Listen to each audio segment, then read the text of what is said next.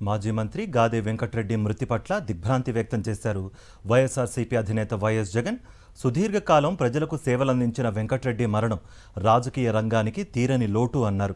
ఉమ్మడి రాష్ట్ర రాజకీయాల్లో తనదైన ముద్ర వేసుకున్నారని, సమస్యలపై ఎప్పుడూ స్పందించే నాయకుడిగా గుర్తింపు పొందారని అన్నారు.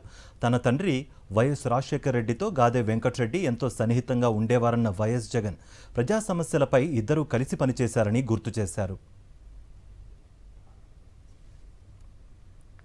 మాజీ మంత్రి గాదే వెంకటరెడ్డి మృతి పట్ల దిగ్భ్రాంతి వ్యక్తం చేశారు.